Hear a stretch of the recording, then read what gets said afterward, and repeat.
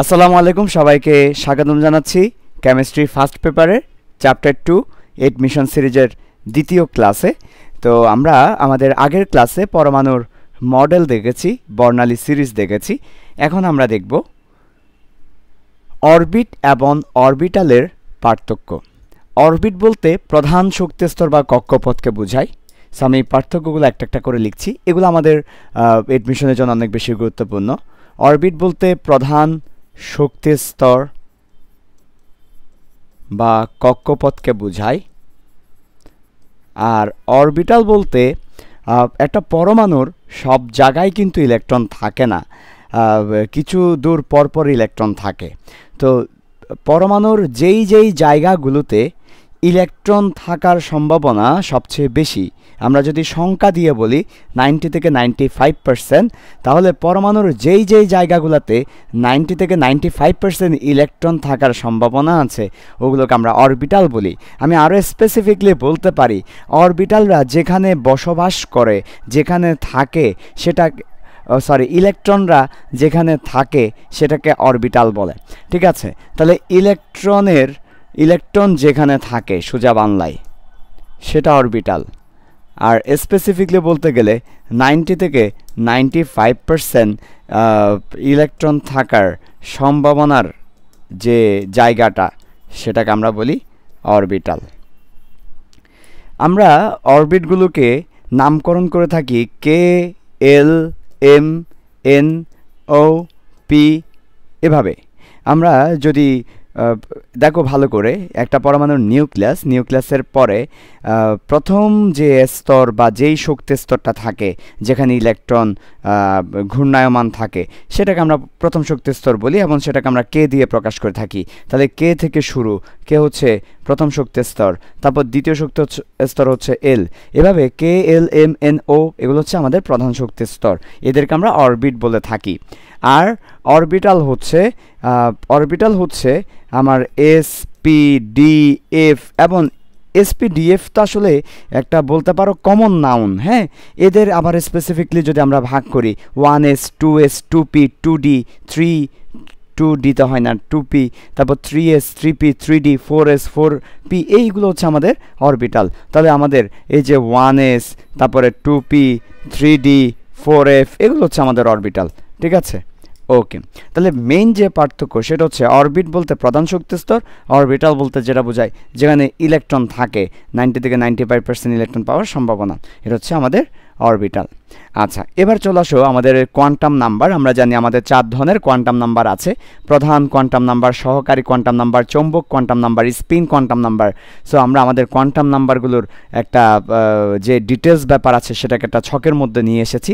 একটা ছকের মাধ্যমে আমাদের কোয়ান্টাম নাম্বারটা আমরা তোমাদেরকে দেখাবো। প্রধান যে কোয়ান্টাম নাম্বার সেটাকে আমরা এন দিয়ে প্রকাশ করে থাকি, এবং এটা হচ্ছে আমাদের প্রধান কোয়ান্টাম নাম্বার। তারপর হচ্ছে সহকারী যে কোয়ান্টাম নাম্বার আছে সেটাকে আমরা এল দিয়ে প্রকাশ করে থাকি, এবং সেটা হচ্ছে সহকারী quantum number, subsidiary quantum number. এরপর চৌম্বক কোয়ান্টাম নাম্বারকে আমরা এম দিয়ে প্রকাশ করে থাকি, এটা হচ্ছে চৌম্বক কোয়ান্টাম নাম্বার। এরপর ইলেকট্রনের ঘূর্ণনের উপর ভিত্তি করে একটা কোয়ান্টাম নাম্বার আছে যেটাকে স্পিন কোয়ান্টাম নাম্বার বলি, এবং যেটাকে আমরা এস দিয়ে প্রকাশ করে থাকি।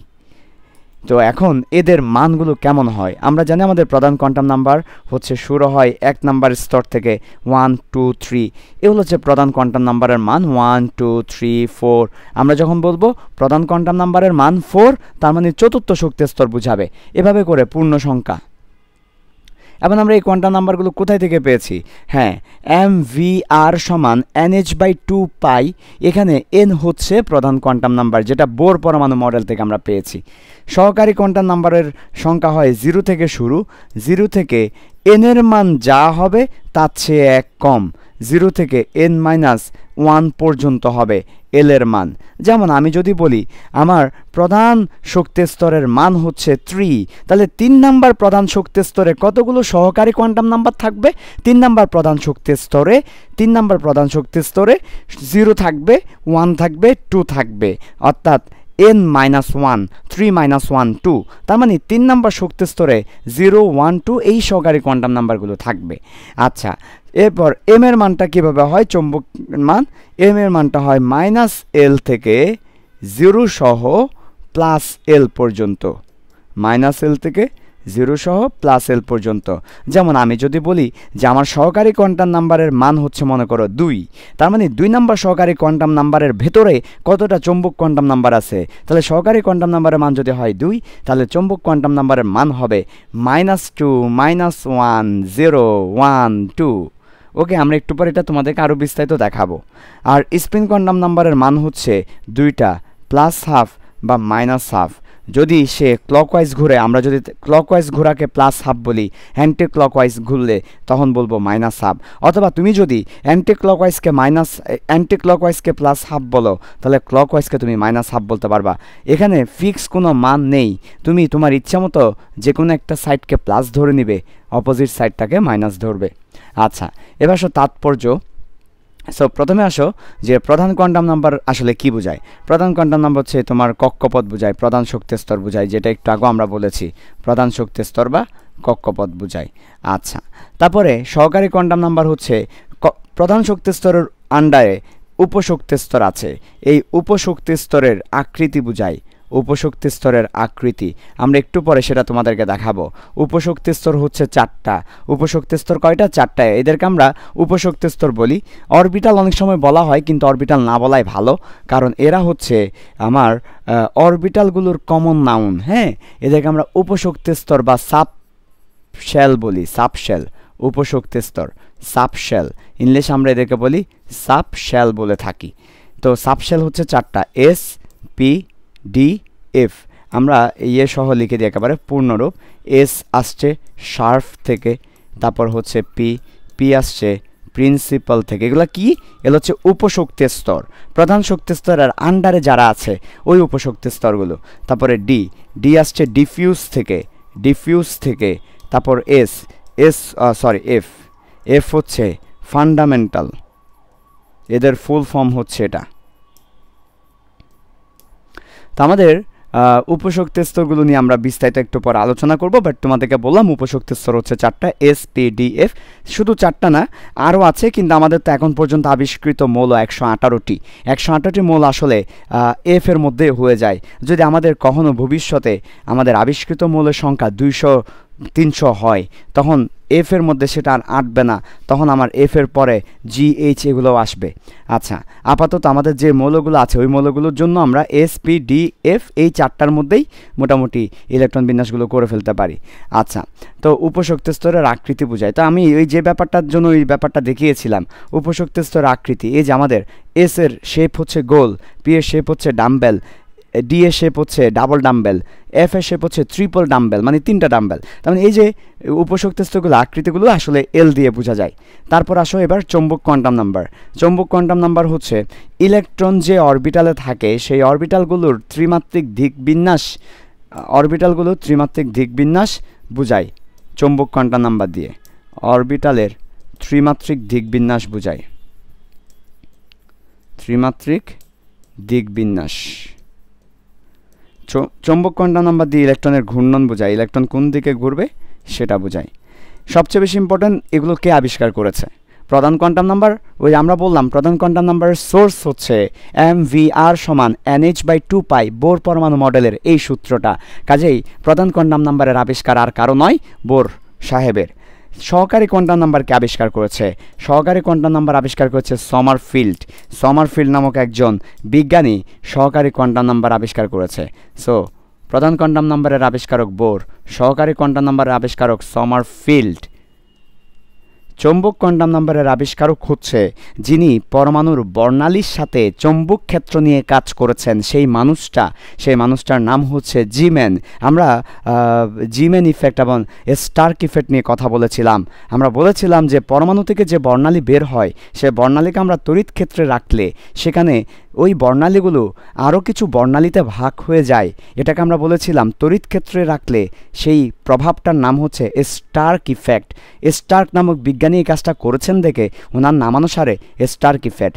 সেমভাবে পরমাণুর বর্ণালীকে আমরা চৌম্বক ক্ষেত্রে রাখলে সেটাও আরও কিছু বর্ণালীতে ভাগ হয়। এই ঘটনাটাকে আমরা বলি জিম্যান ইফেক্ট। জিম্যান নামক বিজ্ঞানী এই কাজটা করেছেন দেখে এটার নামানুসারে জিম্যান ইফেক্ট। এই জিম্যান নামক বিজ্ঞানী চৌম্বক কোয়ান্টাম নাম্বারটা আবিষ্কার করেছেন, কাজেই চৌম্বক কোয়ান্টাম নাম্বারের আবিষ্কারক হচ্ছে জিম্যান। এরপর স্পিন কোয়ান্টাম নাম্বারের আবিষ্কারক হচ্ছে দুইজন একই সাথে এই রিসার্চ পেপারটা তৈরি করেছেন। আমরা দুইজনকেই সম্মান দিই, উলেনবেক এবং গোল্ড স্মিথ। এই দুইজন হচ্ছে গোল্ড স্মিথ এবং উলেনবেক, এরা হচ্ছে স্পিন কোয়ান্টাম নাম্বারের আবিষ্কারক। বুঝা গেল? সো আমাদের এই একটা ছকের মধ্যে তোমাদের বইয়ের কোয়ান্টাম নাম্বার সম্পর্কে যা কিছু আছে তার একটা সামারি চলে আসলো। এবার আমরা চলে যাব উপশক্তি স্তরে। উপশক্তি স্তরের মধ্যে প্রথমে আছে SPDF। এস এর মান হচ্ছে 0, পি এর মান হচ্ছে 1, ডি এর মান হচ্ছে 2, এফ এর মান হচ্ছে 3। যদি এফ এর পর আর কিছু আসে GH, তখন মানগুলো সিরিয়ালি বাড়তে থাকবে। আর আমরা জানি এস অরবিটাল কয়টি থাকে? একটি এস অরবিটাল থাকে। পি অরবিটালের মধ্যে এস এর মধ্যে একটি এস অরবিটাল থাকে, পি এর মধ্যে 3টা অরবিটাল। এটা কিসের সংখ্যা? Very good question. এটা কিসের সংখ্যা? এটা অরবিটালের সংখ্যা। ভাইয়া অরবিটালের সংখ্যা বলতে কি বোঝাচ্ছেন? উপশক্তি স্তরের মধ্যে আবার কতটা অরবিটাল আছে। আমি যখন বলবো এস উপশক্তি স্তর, এই এস উপশক্তি স্তরের মধ্যে একটা অরবিটাল আছে, সেটা এস। এস উপশক্তি স্তরের মধ্যে একটাই আছে। আমরা বলি না যে তোমার ঘরে, মনে করো একজনের বাবার নাম হচ্ছে মনে করো কামাল, তাহলে আমি বললাম কামালের ঘরে কয়টা ছেলে আছে? কামালের মনে করো একটা সন্তান, তাহলে কামালের ঘরে সন্তান হচ্ছে এক, তার নামও কামাল, কামালের ঘরে কামাল, এগো হতেই পারে। কিন্তু মনে করো আরেকজনের নাম জামাল, জামালের ঘরে 3টা ছেলে আছে, তাহলে জামাল হচ্ছে উপশক্তি স্তর, আর জামালের ঘরের ছেলেগুলো হচ্ছে অরবিটাল। তাহলে উপশক্তি স্তর হচ্ছে বাপ, অরবিটাল হচ্ছে বাচ্চা। তা আমাদের পি উপশক্তি স্তরের আন্ডার আবার 3টা অরবিটাল আছে, PX, PY, PZ। তাহলে আমাদের পি এর বাচ্চা কয়টা? পি এর বাচ্চা হচ্ছে 3টা। ডি এর বাচ্চা হচ্ছে 5টা, আমরা সবাই জানি, DXY, DYZ, DZX, তারপর হচ্ছে DZ square, DX square minus Y square. F এর আন্ডারে বাচ্চা হচ্ছে 7টা। এখানে আমরা 7টা লিখতে পারবো না, তাই আপাতত 7টি লিখে দিচ্ছি, 7টা ভেঙে ভেঙে লিখি নাই।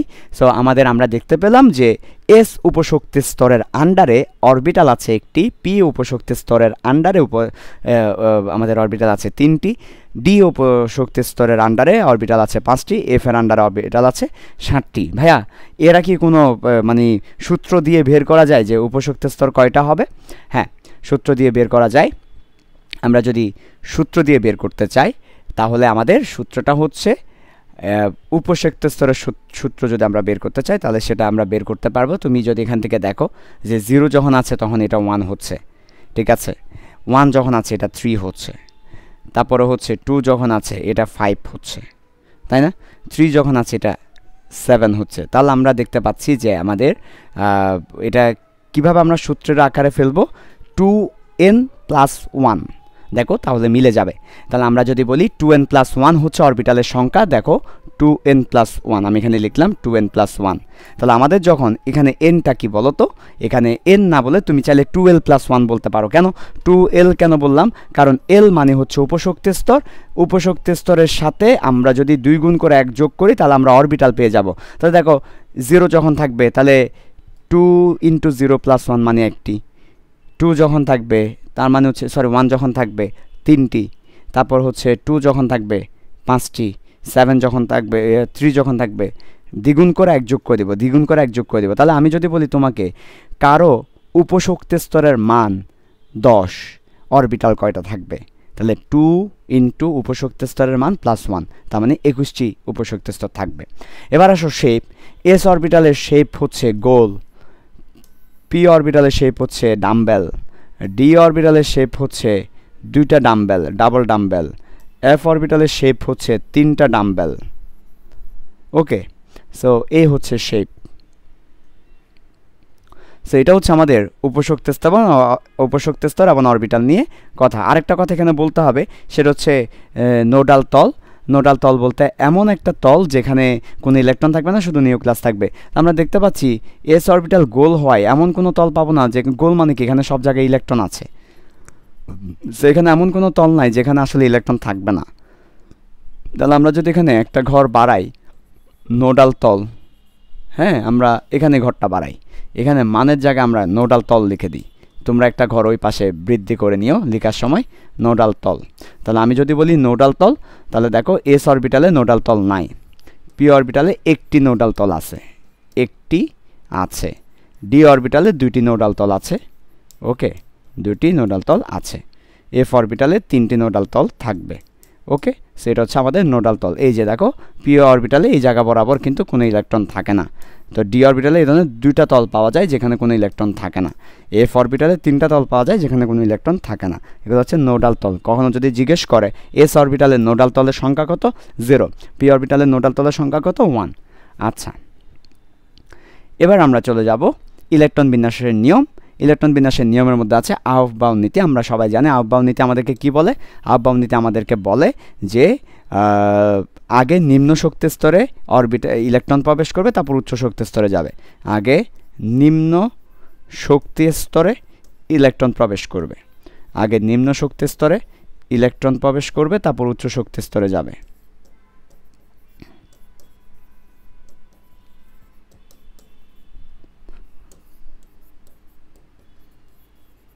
তারপর উচ্চ শক্তি স্তরে যাবে। এখন আমরা শক্তি স্তরের মান কীভাবে বের করি? শক্তি স্তরের মান বের করা হয় n+l এর মান থেকে। তাহলে শক্তি স্তর কতটা শক্তিশালী সেটা বের করা হয় শক্তি স্তরের মান n+l এর মান থেকে। n+l, n হচ্ছে প্রধান কোয়ান্টাম নাম্বারের মান, l হচ্ছে সহকারী কোয়ান্টাম নাম্বারের মান। যেমন আমি যদি তোমাকে একটা এক্সাম্পল দিই তাহলে তুমি বুঝতে পারবে। একটা এক্সাম্পল আমি তোমাকে দিচ্ছি, দেখো। ফর এক্সাম্পল আমি বললাম 4p এবং 3d। বলো তো এখানে কে বেশি শক্তিশালী? তাহলে আমরা দেখলাম এখানে 4 এর মান, n এর মান হচ্ছে 4, আর p আমরা একটু আগে দেখেছি s কে 0 ধরা হয়, p কে 1 ধরা হয়, d কে 2 ধরা হয়, f কে 3 ধরা হয়। তাহলে p এর মান হচ্ছে 1। তাহলে এখানে 4p অরবিটালের শক্তি হচ্ছে 5, এখানে 3 আর d হচ্ছে 2, তাহলে এখানেও শক্তি হচ্ছে 5। তাহলে আমরা দেখলাম যে এদের শক্তি সমান সমান। যদি সমান সমান হয়, যার n বেশি তার কাছে ইলেকট্রন আগে, যার n কম সে নিম্ন শক্তি স্তর হিসেবে গণ্য হবে, তার কাছে ইলেকট্রন আগে যাবে। তাহলে 4p এবং 3d দুজনেরই মান 5 5, তাহলে 3d এর কাছে ইলেকট্রন আগে যাবে, তারপর 4p তে যাবে। আবার আমি যদি এখানে 3d ইউজ না করি, আমি যদি এখানে 4s ইউজ করি, তাহলে কি হবে? 4 + 0, তাহলে এটার মান হচ্ছে 4। তার মানে মনে রাখবা আমাদের ইলেকট্রন কোথায় আগে যাবে? n+l এর মান যার কম। যদি n+l এর মান সমান হয়, যার n এর মান কম সেখানে ইলেকট্রন আগে যাবে। এটা হচ্ছে আউফবাউ নীতি। এরপর আসো পলির বর্জন নীতি। পলির বর্জন নীতি আমাদেরকে বলছে, পলি বলছে যে একটা ইলেকট্রনের 4টা কোয়ান্টাম নাম্বার আছে। একটা ইলেকট্রনের 4টা কোয়ান্টাম নাম্বার আছে এবং এই 4টা কোয়ান্টাম নাম্বার কখনো সেম হবে না। তাহলে 4টি, তাহলে আমরা বলতে পারি 2টি ইলেকট্রনের, প্রত্যেকটা ইলেকট্রনেরই কোয়ান্টাম নাম্বারের সেটটা আলাদা আলাদা হবে। সোজা বাংলায় কোয়ান্টাম নাম্বারের সেট বলতে কি বোঝাচ্ছেন? ওকে, তাহলে চলো কোয়ান্টাম নাম্বারের সেট বলতে কি বোঝাচ্ছি দেখি। কোয়ান্টাম নাম্বারের সেট,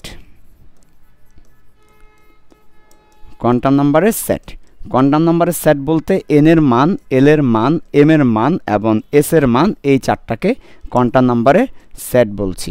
ঠিক আছে, ওকে। যেমন কারো l এর মান মনে করো 2, কারো n এর মান 2, কারো l এর মান 1, কারো m এর মান -1, কারো s এর মান প্লাস এই যে হাফ।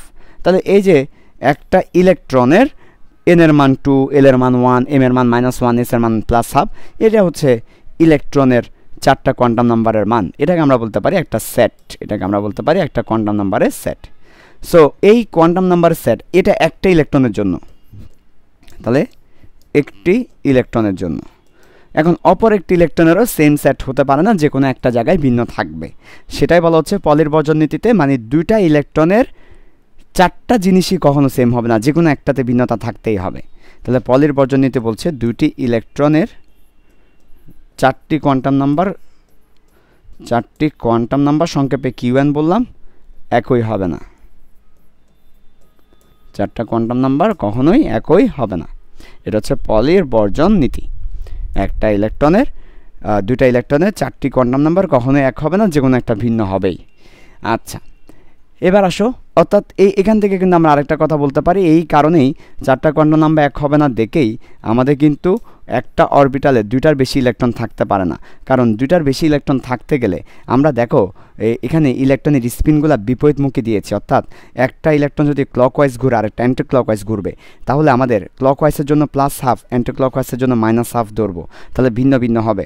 যদি একই অরবিটালে আমরা যদি 3টা ইলেকট্রন দিয়ে ফেলি, তাহলে 2টা ইলেকট্রনের এস কিন্তু সেম হয়ে যাচ্ছে, বাকি সবও সেম হয়ে যাচ্ছে, তাহলে দুইটা ইলেকট্রনের 4টা কোয়ান্টাম নাম্বার সেম হয়ে যাবে। সেজন্য একটা অরবিটালে 2টার বেশি ইলেকট্রন থাকতে পারে না। এটা কোন নীতি? পলির বর্জন নীতি। পলির বর্জন নীতির কারণেই আমরা কিন্তু বলতে পারি একটা অরবিটালে 2টার বেশি ইলেকট্রন থাকতে পারে না। এবার আসো আমাদের হুন্ডের নীতি।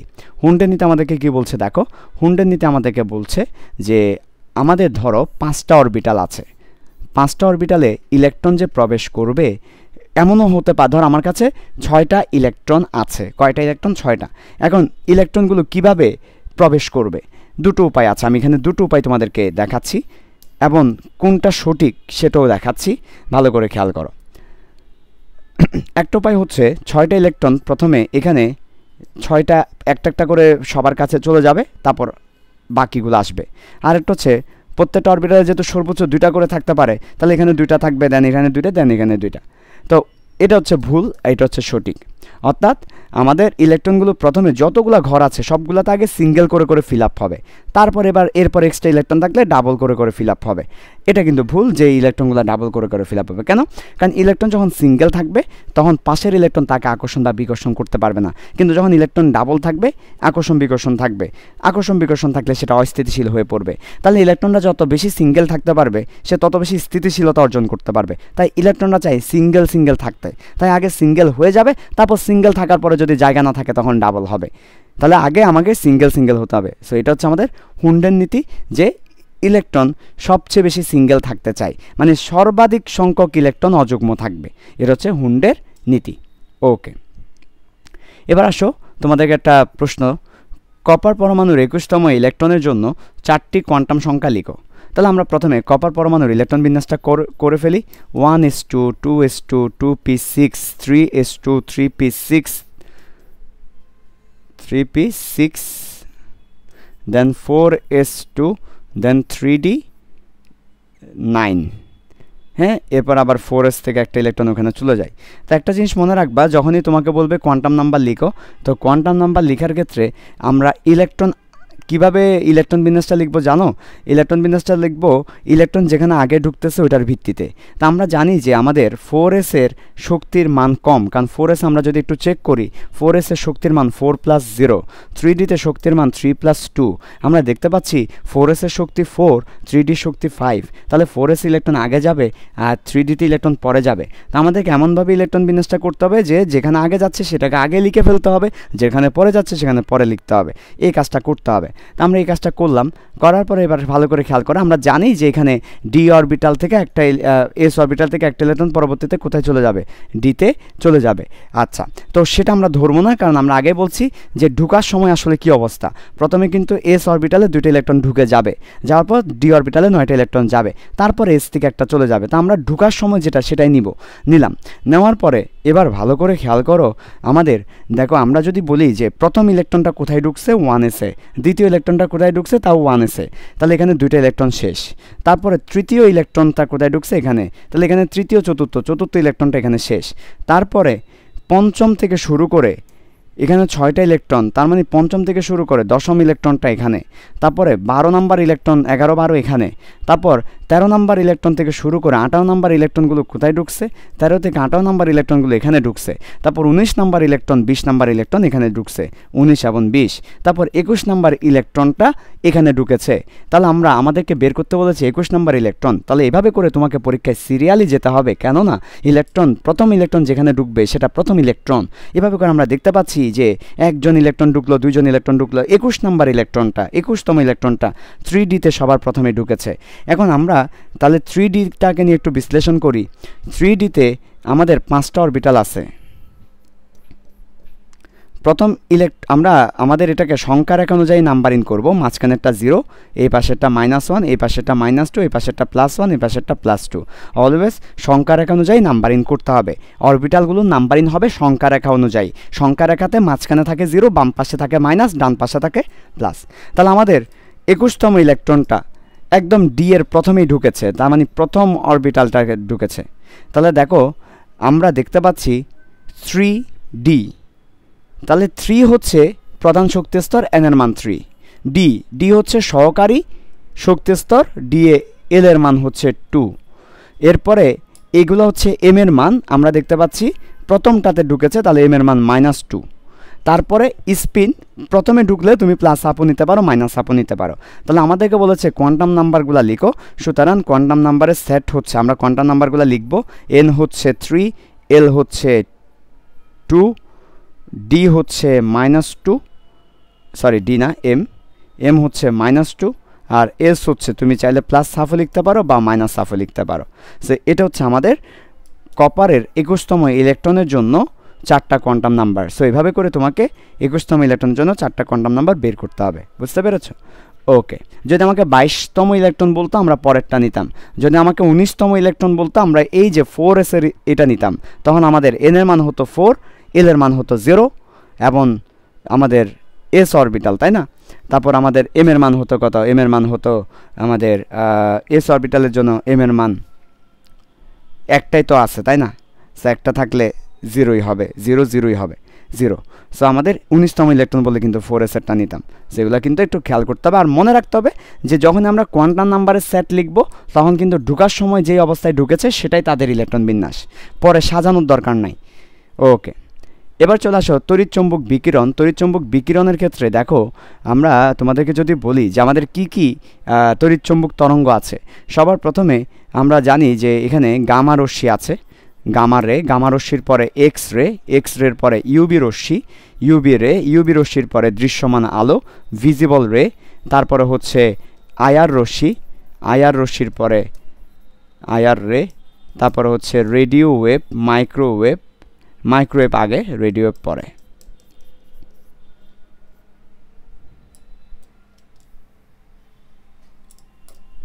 তারপর রেডিও ওয়েভ।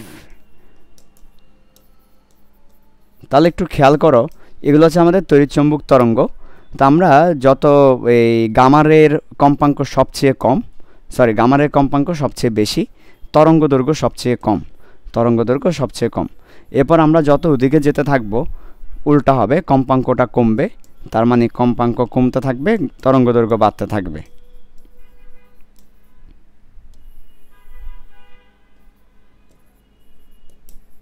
তরঙ্গ দৈর্ঘ্য বাড়বে। তাহলে কখনো যদি তোমাকে প্রশ্ন করে যে কার কম্পাঙ্ক বেশি বা কার তরঙ্গ দৈর্ঘ্য বেশি, তাহলে এই জিনিসটা একটু মনে রাখতে হবে যে গামা রে, এক্স রে, ইউবি এগুলা যত দিকে যাব তত আমাদের তরঙ্গটা, আমরা একটু তোমাদেরকে চিত্র এঁকে দেখাই। তরঙ্গটা প্রথমে থাকে একদম চিকন, চিকন থেকে সে আস্তে আস্তে মোটা হতে থাকে। তো মনে রাখবা তরঙ্গ চিকন মানে এখানে কম্পনটা বেশি দিতে পারে, তার মানে তরঙ্গ চিকন মানে কম্পনটা বেশি, তার মানে কম্পাঙ্ক বেশি। আর চিকন হলে তার তরঙ্গ দৈর্ঘ্যটা অর্থাৎ তার যে সরণটা কম, তরঙ্গ দৈর্ঘ্যটা কম। যত সে ওদিকে যাচ্ছে তরঙ্গটা মোটা হচ্ছে, মোটা হলে কম্পন দিতে পারবে কম, আর মোটা হয়ে যাওয়ার অর্থ হচ্ছে তরঙ্গ দৈর্ঘ্যটা বেড়ে যাচ্ছে। ওকে, আচ্ছা এবার আসো, আমাদের 3 ধরনের রশ্মি নিয়ে আমাদের কথা বলা আছে, ইউবি রশ্মি, আইআর রশ্মি এবং হচ্ছে এমআরআই। সো ইউবি রশ্মি আমরা ব্যবহার করি জাল নোট এবং জাল পাসপোর্ট শনাক্তকরণে, জাল নোট এবং জাল পাসপোর্ট শনাক্তকরণে, জাল পাসপোর্ট শনাক্তকরণে। এবং এটা করতে গিয়ে আমরা কি ব্যবহার করি? আমরা ফসফর নামক রাসায়নিক পদার্থ ব্যবহার করে থাকি। ফসফর নামক পদার্থ একটা কেমিক্যাল, ফসফর নামক একটা কেমিক্যাল আমরা ব্যবহার করে থাকি। এই ফসফর কেমিক্যালটা কিসের তৈরি? এই ফসফর কেমিক্যালটা 2টা জিনিসের তৈরি। একটা হচ্ছে জটিল ধাতব অক্সাইড দ্বারা তৈরি। তাহলে এখানে ধাতু থাকবে, ধাতুর সাথে আবার জটিল যৌগ থাকবে, আবার অক্সাইড থাকবে, পাশাপাশি আবার ল্যান্থানাইট সিরিজের কোন একটা মৌল থাকবে। কোন সিরিজের মৌল? ল্যান্থানাইট সিরিজের মৌল থাকবে, ল্যান্থানাইট সিরিজের কোন একটা মৌল থাকবে। তাহলে পরীক্ষায় এমসিকিউতে আসতে পারে যে আমার ফসফর কিসের তৈরি? আমরা বলবো জটিল ধাতব অক্সাইড এবং ল্যান্থানাইট সিরিজের কোন একটা মৌল দ্বারা তৈরি। এই ফসফরটার কাজ কি? এই ফসফরের কাজ হচ্ছে অপটিক্যাল সেন্সর হিসেবে কাজ করা। অপটিক্যাল সেন্সর বলতে কি বুঝাই? অপটিক্যাল সেন্সর বলতে বুঝাই তার উপর যদি এক ধরনের আলো ফেলি সে আরেক ধরনের আলো বিকিরণ করে। যেমন এখানে ফসফরের ওপর ইউবি রশ্মি ফেলা হয় এবং ফসফর করে কি? এটা যদি ফসফর হয়, ফসফর করে যেটা, এটা দৃশ্যমান আলো বিকিরণ করে, ফলে আমরা চোখে একটা আলো দেখতে পাই। তোমরা যদি 1000 টাকা বা 500 টাকার নতুন চিকচিক করা নোট হাতে নিয়ে আলোর সামনে ধরো, দেখবা ওই নোট থেকে একটা লাইট বেরোচ্ছে। বেসিক্যালি আলোর সামনে ধরার অর্থ হচ্ছে, সূর্যের আলোর সামনে ধরার অর্থ হচ্ছে সূর্যের আলো থেকে আসা ইউবি রশ্মি সেটা শোষণ করে এবং দৃশ্যমান আলো বিকিরণ করে তখন তোমার চোখে বিভিন্ন ধরনের লাইট দেখা যায়। তার মানে আমাদের টাকার মধ্যে ফসফর ব্যবহার করা হয় এবং পাসপোর্টের মধ্যে ফসফর ব্যবহার করা হয়।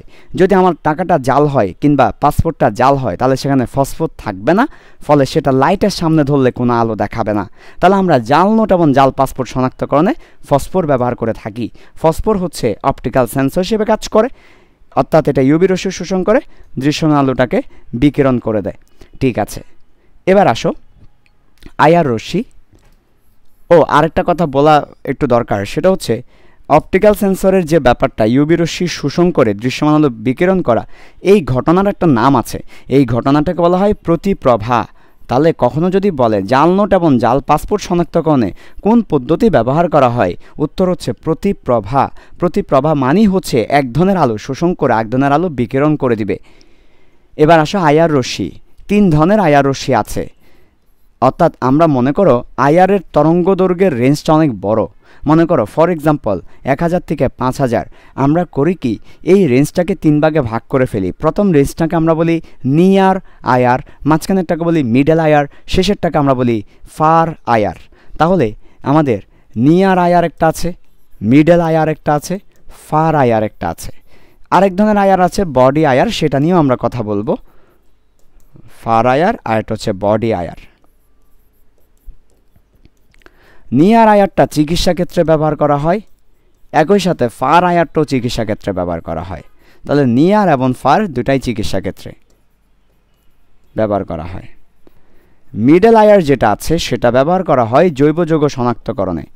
আমাদের জৈব যৌগের শনাক্তকরণে আইআর টেস্ট নামে একটা টেস্ট আছে, তোমরা তোমাদের বইয়ে দেখলে দেখবা, যেটা আমাদের শর্ট সিলেবাসে হয়তো নাই, দেখে অনেকে দেখো নাই, ফুল সিলেবাস আছে। জৈব যৌগ শনাক্তকরণে আইআর রশ্মির ব্যবহার, সো সেখানে আমরা মিডল আইআরটা ব্যবহার করে থাকি। বডি আইআর বলতে যেটা বোঝায়, আমাদের স্বাভাবিকভাবে আমাদের দেহে আমরা যখন খাবার খাই, দৌড়াদৌড়ি করি, আমাদের শরীরে তাপ উৎপন্ন হয়। এই তাপটা শরীর থেকে বের হয় আইআর রশ্মি হিসেবে, অর্থাৎ আমাদের শরীরে যে তাপ উৎপন্ন হয় সেটা আইআর রশ্মি হিসেবে বিকিরিত হয়, সেটাকে আমরা বডি আইআর বলি। তাহলে আমাদের শরীরের তাপ বডি আইআর হিসেবে, শরীরের তাপ আইআর রশ্মি হিসেবে বিকিরিত হয়। শরীরের তাপ আইআর রশ্মি হিসেবে বিকিরিত হয়।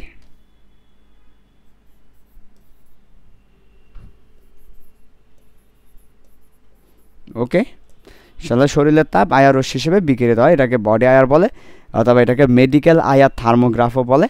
ঠিক আছে, এটা দিয়ে আমরা অনেক কিছু করে থাকি। এছাড়াও এখানে আরও দুটো শব্দ আছে, একটা হচ্ছে ডিওটি, যার অর্থ হচ্ছে ডিফিউজ অপটিক্যাল টমোগ্রাফি। এটা তোমাদের ভর্তি পরীক্ষায় আসতে পারে। ডিওটি এর পূর্ণরূপ কি? Diffuse optical tomography. এটা দিয়ে আমরা আমাদের মাথার যে খুলি আছে সেই মাথার খুলি পরীক্ষা নিরীক্ষা করে থাকি, এবং এখানেও আমরা আইআর রশ্মিটাকে ব্যবহার করে থাকি। DOT, diffuse optical tomography.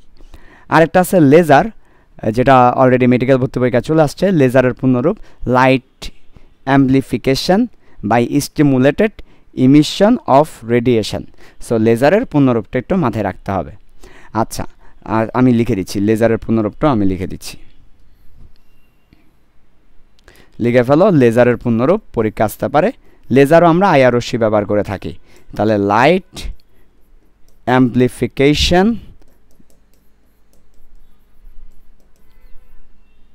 By stimulated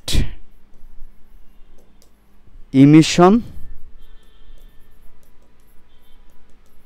of radiation, এটা হচ্ছে লেজারের পূর্ণরূপ। মেডিকেল ভর্তি পরীক্ষা অলরেডি চলে আসছে, যে কোনো ভর্তি পরীক্ষা আবার আসতে পারে।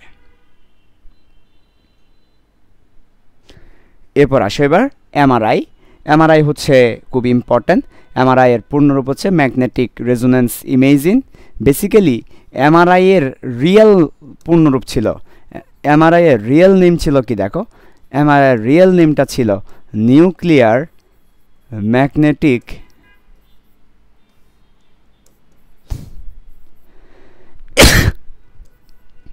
Nuclear magnetic resonance imaging. এটা ছিল এমআরআই এর মেইন ফুল ফর্ম। বুঝা গেল? এমআরআইয়ের মেইন ফুল ফর্মটা ছিল নিউক্লিয়ার ম্যাগনেটিক রেজোন্যান্স ইমেজিং। তো পরবর্তীতে নিউক্লিয়ার শব্দটা থাকায় মানুষজন ভয় পেত, মানুষজন এমআরআই করতে চাইতো না, কারণ নিউক্লিয়ার মানি তো তেজস্ক্রিয়তা। সো মানুষজন এটাকে তেজস্ক্রিয় ভাবতো, but not actually like that, because we know MRI is more safer than CT scan and X-ray radioactivity. MRI is very safer method, but এটার নাম যখন আমরা দিচ্ছি nuclear magnetic resonance imaging, nuclear দেখে মানুষজন ভয় পেত, সেজন্য পরবর্তীতে নিউক্লিয়ার শব্দটাকে বাদ দেওয়া হয়। নিউক্লিয়ার শব্দটাকে বাদ দিয়ে মানুষজন এটাকে প্রচার করে ম্যাগনেটিক রেজোন্যান্স ইমেজিং এমআরআই হিসেবে, বাট অ্যাকচুয়ালি এটা ছিল নিউক্লিয়ার ম্যাগনেটিক রেজোন্যান্স ইমেজিং। এবং এটা যে পদ্ধতিতে কাজ করে তার নাম হচ্ছে এই পদ্ধতিতে এই এমআরআইটা কাজ করে থাকে নিউক্লিয়ার ম্যাগনেটিক রেজোন্যান্স পদ্ধতিতে। এটাকে আমরা বলি NMR, নিউক্লিয়ার ম্যাগনেটিক রেজোন্যান্স। তাহলে আমার এমআরআই কোন পদ্ধতিতে কাজ করে? এমআরআই কাজ করে নিউক্লিয়ার ম্যাগনেটিক রেজোন্যান্স। এটা 22-23 সালে জিএসটিতে এসেছে। এমআরআই কোন পদ্ধতিতে কাজ করে? NMR, পূর্ণরূপ কি? নিউক্লিয়ার ম্যাগনেটিক রেজোন্যান্স পদ্ধতিতে কাজ করে। আমরা এখন তোমাদেরকে এমআরআইটা একটু বলি।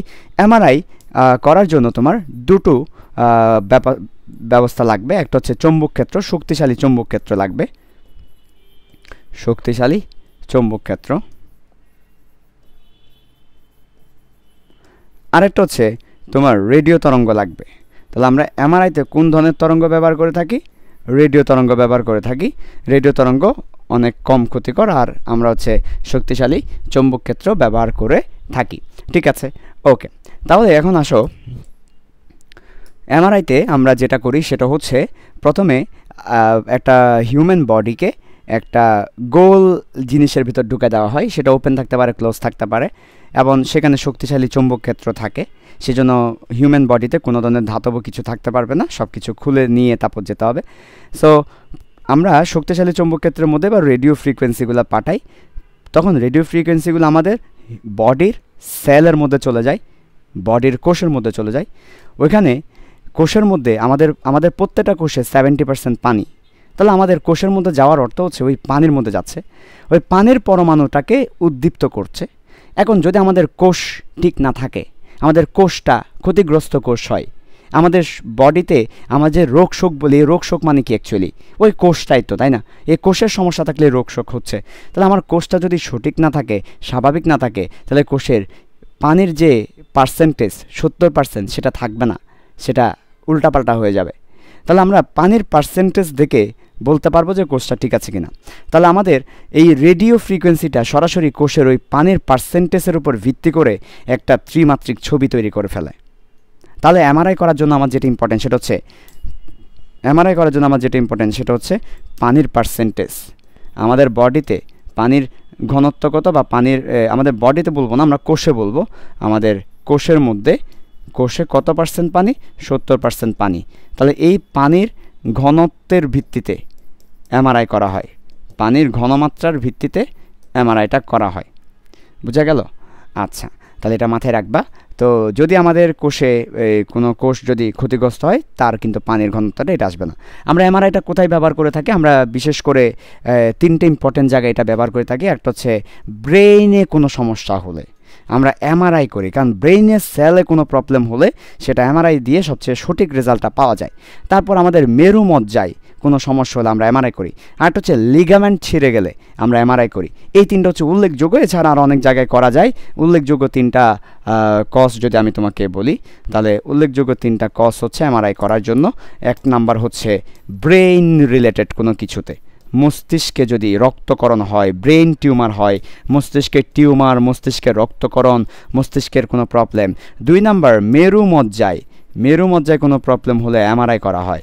3 নাম্বার লিগামেন্ট ছিঁড়ে গেলে এমআরআই করা হয়। এগুলা এডমিশন টেস্টের জন্য খুবই দরকার। ঠিক আছে, ওকে। এরপর আসে এবার শিকা পরীক্ষা। আমরা জানি শিকা পরীক্ষা কোন ধরনের পরীক্ষা। দেখো, আমরা একটা চামচ নিয়ে থাকি, রাইট? চামচের মধ্যে আমরা একটু হাইড্রোক্লোরিক অ্যাসিড নিয়ে থাকি। তাহলে শিকা পরীক্ষা আমরা কি ব্যবহার করে থাকি? শিকা পরীক্ষা আমরা গাঢ় হাইড্রোক্লোরিক অ্যাসিড ব্যবহার করে থাকি। কেন এত অ্যাসিড থাকতে কেন হাইড্রোক্লোরিক অ্যাসিড, এবং গাঢ় কেন? গাঢ় হাইড্রোক্লোরিক অ্যাসিড উদ্দায়ী, একটু তাপ দিলেই উড়ে যাবে। এতে করে ওই গাঢ় হাইড্রোক্লোরিক অ্যাসিডের সাথে আমরা কোনো একটা ধাতব লবণ যদি মিক্স করে দিই, ধাতব লবণটা ধাতব ক্লোরাইড হবে। তাহলে দেখো গাঢ় HCl এর সাথে আমরা যদি একটা ধাতব লবণকে মিক্স করে দিই, ধাতব লবণ প্লাস HCl, তাহলে সেখান থেকে আমরা যেটা পাবো ধাতব ক্লোরাইড পাবো। সেই ধাতব ক্লোরাইড থেকে ধাতুর পরমাণুর ইলেকট্রনটা কি হয়, উচ্চ শক্তি স্তরে চলে যায়, তাপ পেয়ে আবার ফিরে আসে, এতে করে একটা বর্ণালী দেখা যায়। তাহলে দেখো ইলেকট্রন উচ্চ শক্তি স্তরে গিয়ে ফিরে আসলে একটা বর্ণালী দেখা যায়। বর্ণালীটা কার? ধাতব বর্ণালী দেখা যায়। ধাতব বর্ণালীর বর্ণ এক একটা ধাতুর ক্ষেত্রে এক এক রকম। যেমন আমি যদি বলি এখানে পটাশিয়াম ধাতুর জন্য এক ধরনের বর্ণ দেখা যাবে। আমি যদি বলি এখানে সোডিয়াম, আমি যদি এখানে বলি যে সোডিয়াম, আরেক ধরনের বর্ণ দেখা যাবে। কপার আরেক ধরনের বর্ণ দেখা যাবে। ক্যালসিয়াম আরেক ধরনের বর্ণ দেখা যাবে। এক একটা ধাতুর জন্য এক এক ধরনের বর্ণ দেখা যায়। আমরা তো জানি না, আমরা তো ধাতু পরীক্ষা করছি, আমরা তো জানি না কোন ধাতু সেখানে আছে। আমরা বর্ণের কালার দেখে বলে দিতে পারবো সেখানে কোন ধাতু আছে। এভাবে করে আমরা ধাতব আয়ন শনাক্তকরণে শিখা পরীক্ষা করে থাকি। তো আমরা একটু বলে ফেলি যে আমাদের কোন আয়ন শনাক্ত করার জন্য কি বর্ণ দেখা যায়। আমরা আবার এই পরীক্ষাটা দুইটা মাধ্যমে করতে পারি। একটা হচ্ছে সরাসরি খালি চোখে করতে পারি, আর একটা হচ্ছে আমরা কোবাল্ট গ্লাসের মাধ্যমে করতে পারি। আমরা যদি খালি চোখে করি, পটাশিয়ামের বর্ণ দেখা যাবে হালকা বেগুনি, পটাশিয়ামের বর্ণ দেখা যাবে হালকা বেগুনি।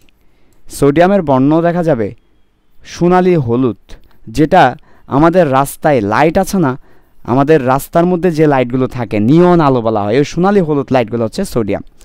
কপারের বর্ণ দেখা যাবে নীলাভ সবুজ, নীলাভ সবুজ। ক্যালসিয়ামের বর্ণ দেখা যাবে ইটের মতো লাল, ইটের মতো লাল। এগুলো হচ্ছে খালি চোখে, এবং এই বর্ণগুলো ফিক্স। তাহলে কখনো যদি তুমি তো জানো না যে কি ধাতু আছে, তুমি শিখা পরীক্ষা করতে গিয়ে দেখলে ইটের মতো লাল, ইটের মতো লাল আসার অর্থ হচ্ছে সেখানে ক্যালসিয়াম আছে। আবার আমরা যখন এটা কোবাল্ট গ্লাসে দেখব, কোবাল্ট গ্লাসে দেখার অর্থ কি, অনেক সময় আমরা এই পরীক্ষাটা করার সময় সামনে একটা গ্লাস নিয়ে থাকি। এই গ্লাসটা দেখতে কেমন আমি একটা আইডিয়া দিতে পারি। তোমরা যারা বায়োলজি প্র্যাকটিক্যাল করেছো, বায়োলজি প্র্যাকটিক্যাল একটা ওয়াশ গ্লাস নামে গ্লাস নেওয়া হয়, যেটা দেখতে বাটির মতো। ওই গ্লাস এরকম কোবাল্ট গ্লাসটা এই ধরনের গ্লাস। সেই কোবাল্ট গ্লাসের ভেতর দিয়ে যদি তুমি দেখতে চাও, তখন কিন্তু আমার কোবাল্ট গ্লাসে সোডিয়াম এবং আমার কপার কোনো বর্ণ দেখাবে না, সোডিয়াম এবং কপার কোনো বর্ণ দেখাবে না। বর্ণ দেখাবে হচ্ছে পটাশিয়াম এবং ক্যালসিয়াম। পটাশিয়াম আমার যে বর্ণটা দেখাবে সেটা হচ্ছে গোলাপি লাল, ও বন্ধু লাল গোলাপি, এই গোলাপি লাল, ঠিক আছে, ওকে। আর ক্যালসিয়াম যেটা দেখাবে সেটা হচ্ছে সবুজ দেখাবে, হালকা সবুজ। ক্যালসিয়াম দেখাবে হালকা সবুজ। তো আমাদের কোবাল্ট গ্লাসেরটা খুব বেশি ইম্পর্টেন্ট না পরীক্ষার জন্য। পরীক্ষার জন্য খালি চোখে যেটা আছে সেটা ইম্পর্টেন্ট, আর পরীক্ষায় এই 4টা আয়ন ইম্পর্টেন্ট, বাকি আয়নগুলো ইম্পর্টেন্ট না, ঠিক আছে, ওকে। সো একটু তোমাদেরকে এগুলো পরীক্ষার জন্য মাথায় রাখতে হবে। এবার চলে আসো দ্রাব্যতা। দ্রাব্যতা মানে কি? ওকে, ভালো প্রশ্ন। দেখো আমি 3টা এখানে সিনারিও তোমাদেরকে দেখাচ্ছি। 3 গ্লাস শরবত বানাবো, 3 গ্লাস শরবত। এখন শরবতে কি থাকে? পানি থাকে। আর কি থাকে? পানির সাথে মনে করো আমরা কিসের শরবত বানাবো জানো? ট্যাঙ্কের শরবত বানাবো। এমন একটা ট্যাঙ্ক দিব যেখানে চিনি সহ দেওয়া আছে, আর কিছু দিতে হবে না, চিনি সহ দেওয়া আছে এরকম ট্যাঙ্ক।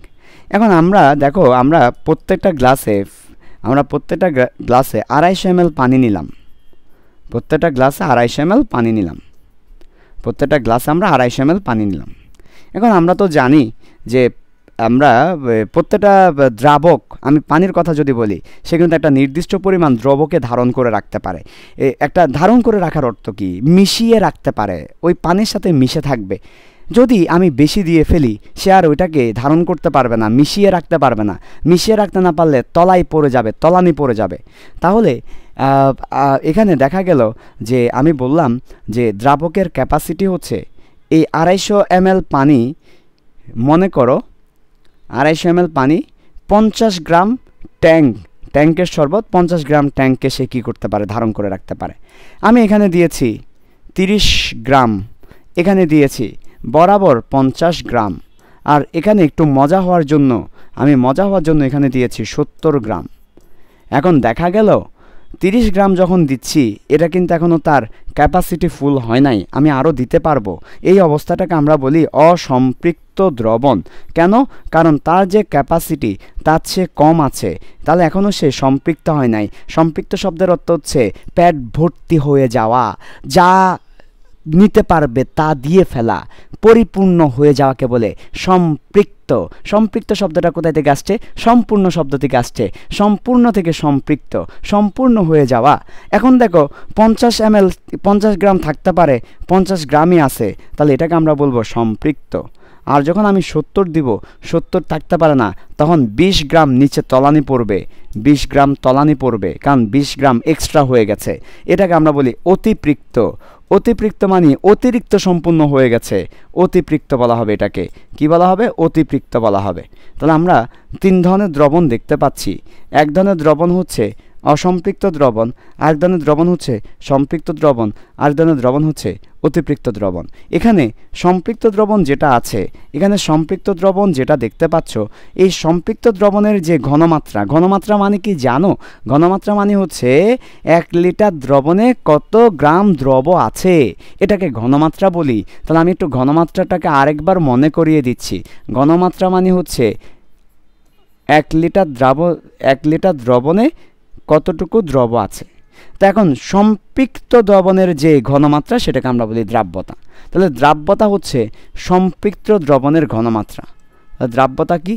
সম্পৃক্ত দ্রবণের ঘনমাত্রা।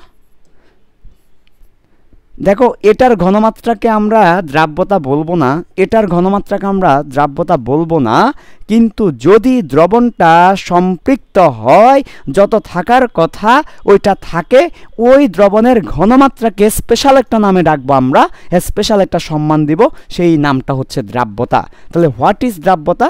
দ্রাব্যতা হচ্ছে শুধুমাত্র সম্পৃক্ত দ্রবণের ঘনমাত্রার আরেক নাম। যখন আমি বলবো তোমাকে দ্রাব্যতা, তুমি বুঝে নিবে দ্রবণটা সম্পৃক্ত।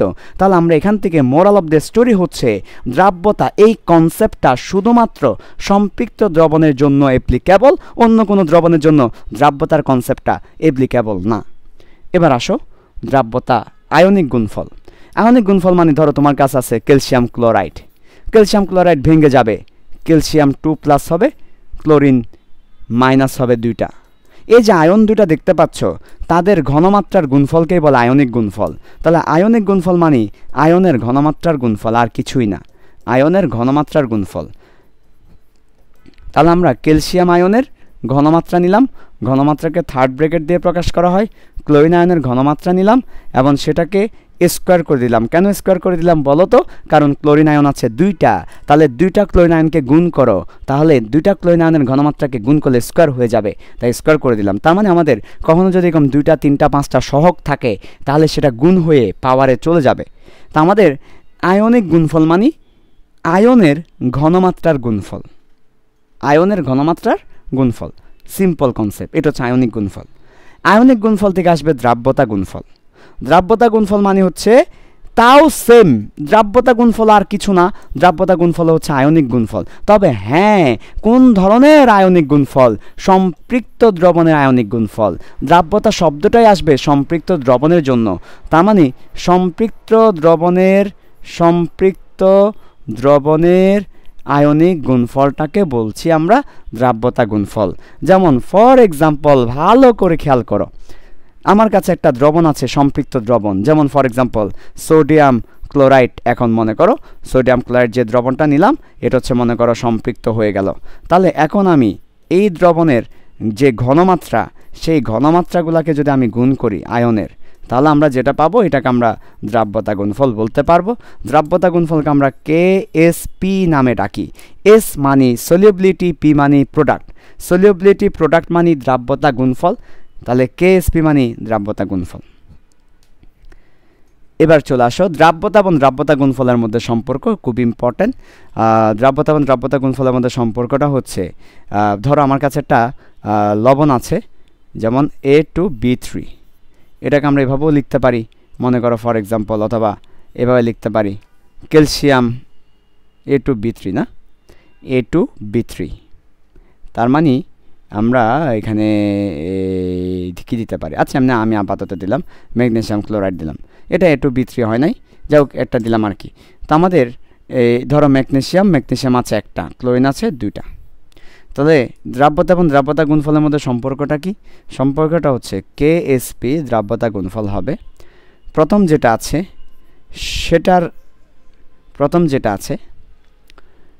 প্রথম সংখ্যা সেটার আমরা বললাম সংখ্যা টু দি পাওয়ার সংখ্যা, y to the power y, s to the power x plus y। এটা হচ্ছে সম্পর্ক। ভাই এখানে কোনটা কি বোঝাচ্ছে? KSP দ্বারা দ্রাব্যতা গুণফল বোঝাচ্ছে, s দ্বারা দ্রাব্যতা বোঝাচ্ছে, x এবং y দ্বারা কি বোঝাচ্ছে? x এবং y দ্বারা এই সংখ্যাগুলো বোঝাচ্ছে। প্রথম সংখ্যাটা x, দ্বিতীয় সংখ্যাটা y, তাহলে x এবং y বোঝাচ্ছে। তাহলে আমাদের মনে করো ম্যাগনেসিয়াম ক্লোরাইডের সম্পর্কটা তাহলে কি হবে? তাহলে হচ্ছে ম্যাগনেসিয়ামের সংখ্যা 1, তাহলে 1 টু দি পাওয়ার 1, ক্যালসিয়ামের সংখ্যা 2, 2 to the power 2, s 1 plus 2, তাহলে এটা হচ্ছে আমাদের KSP। এই তো, তাহলে KSP সমান আমাদের পাচ্ছি আমরা 4s কিউব, এই 4s কিউব। বুঝা গেল? ক্লিয়ার? ওকে, এবার আসো দ্রাব্যতা এবং তাপমাত্রার সম্পর্ক। হ্যাঁ, ভেরি গুড কোয়েশ্চেন। প্রথমত হচ্ছে তাপমাত্রা বাড়ালে দ্রাব্যতা বাড়ে, তাপমাত্রা বৃদ্ধি করলে দ্রাব্যতা বাড়ে, তাপমাত্রা হ্রাস করলে বা শীতল করলে দ্রাব্যতা কমে। তাহলে তাপমাত্রা বৃদ্ধি করলে দ্রাব্যতা কি হয়? বাড়ে। তাপমাত্রা কমালে দ্রাব্যতা কমে। এরপরে এবার আসো, এটা একটা গেল। এরপরে যেসব বিক্রিয়া তাপ উৎপাদী তাদের ক্ষেত্রে একটু ঝামেলা আছে। তাপ উৎপাদী বিক্রিয়ার ক্ষেত্রে তাপ উৎপাদী বিক্রিয়ায় উল্টা হয়। কি উল্টা? লাশ হাতেলীয় নীতি অনুযায়ী তাপমাত্রা বৃদ্ধি করলে দ্রাব্যতা কমে। আবার তাপহারী বিক্রিয়া কিন্তু সোজা হয়, তাপমাত্রা বৃদ্ধি করলে দ্রাব্যতা বাড়ে। তাপহারী বিক্রিয়ার ক্ষেত্রে তাপহারী বিক্রিয়ায় তাপমাত্রা হ্রাস করলে, তাপমাত্রা বৃদ্ধি করলে দ্রাব্যতাও বাড়ে। আবার একটা ব্যতিক্রম লবণ আছে, গ্লোবাস সল্ট, এটা মাঝে মাঝে পরীক্ষা আসে। গ্লোবাস সল্ট, গ্লোবাল লবণ, যার সংকেত হচ্ছে সোডিয়াম সালফেট 10 অণু পানি। এটা একটু মনে রাখতে হবে, এডমিশন টেস্টের জন্য ইম্পর্টেন্ট। সোডিয়াম সালফেট 10 অণু পানি। তো এই লবণটার বৈশিষ্ট্য হচ্ছে 32.4 ডিগ্রি সেলসিয়াস পর্যন্ত এটা বাড়বে, তারপরে কমবে। অর্থাৎ 32.4 ডিগ্রি সেলসিয়াস পর্যন্ত দ্রাব্যতা বাড়বে, তারপর দ্রাব্যতাটা কমবে। এটা হচ্ছে শুধুমাত্র গ্লোবাসল বা সোডিয়াম সালফেট 10 অণু পানি এই লবণটার জন্য হয়। কারণ শুধু এটার জন্য না, যাদের সাথে এই পানি যুক্ত আছে এদেরকে আমরা কি বলি? এদেরকে আমরা বলি ক্যালাস পানি। যাদের সাথে এই ক্যালাস পানি যুক্ত আছে তাদের ক্ষেত্রে যতক্ষণ পর্যন্ত ক্যালাস পানি থাকবে ততক্ষণ দ্রাব্যতা বাড়বে, যেমাত্র ক্যালাস পানি অপসারিত হয়ে যাবে দ্রাব্যতা কমবে। ঠিক আছে? সো এই হচ্ছে আমাদের পুরো সেকেন্ড চ্যাপ্টারের বাকি পার্টটুকু। ওকে, ঠিক আছে, আল্লাহ হাফেজ।